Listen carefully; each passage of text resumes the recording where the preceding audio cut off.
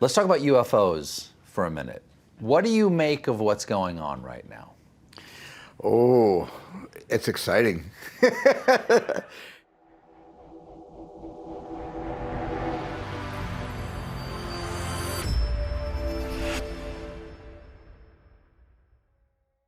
There's something out there. So you're a believer?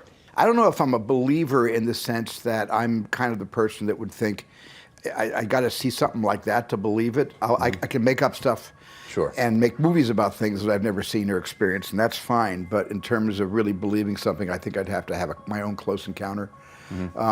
So I've never seen a UFO. I wish I did. Nothing that's unexplained? I've never seen anything that I couldn't explain. But I believe certain people who have seen things that they can't explain, that is unexplainable.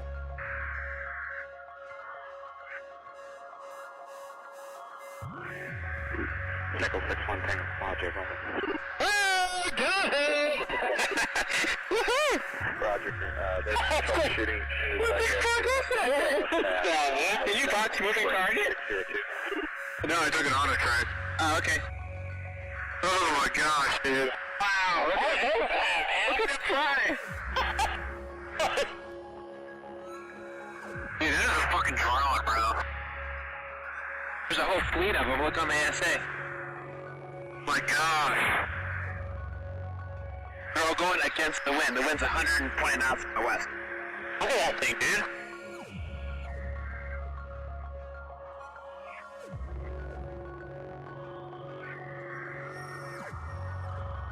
That's not our LNS though, is it? It's not. That is an LNS, dude. Well, if there's like Look at that thing. I think what has been coming out recently is fascinating, just absolutely fascinating. And I think the secrecy that is shrouding all of these sightings and the lack of transparency until Freedom of Information Act compels certain materials to be released publicly, I think that there is something going on that simply needs extraordinary due diligence. I mean, I would like to hear more about it. I don't know what they are. My imagination and my love for, I don't believe we're alone in the universe. I think it's mathematically impossible that we are the only, intelligent species in the cosmos. I think that's totally impossible. At the same time, it almost seems impossible that anybody would visit us from 400 million light years from here, except in the movies, unless it figures out some way of, basically jumping the shark, so to speak, and getting here through wormholes or so I'm not a astrophysicist. I really can't speak the language of the people that do it so well out at JPL, but I just know as a person that makes movies and uses his imagination, and also as a person that is insatiably curious about UFOs or UAPs, Yes. that there's something going on that we're really not being made that's not being disclosed to us. Well, senators who have been briefed on this, and I don't mean just these latest balloon-ish incidents, senators who've been briefed on this have said, there are things the American people deserve to know, and the quote I love is, and they're ready to learn.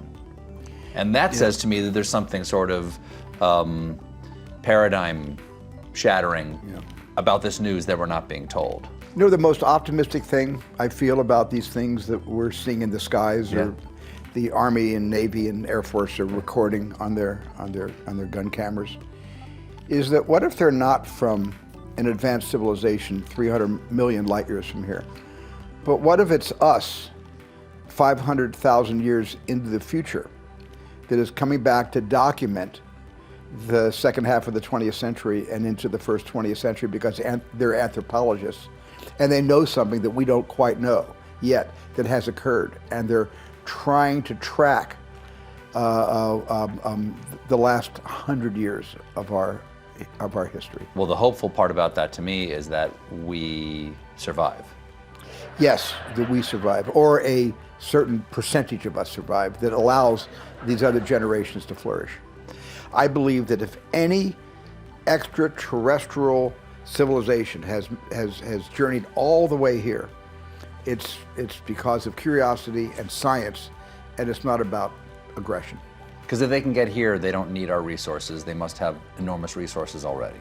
Yeah, exactly. And the fact they've been this patient with us and haven't turned the Earth into a burned out cinder is extraordinary. That they've had that. If there is anything happening, you have to applaud them for their patience.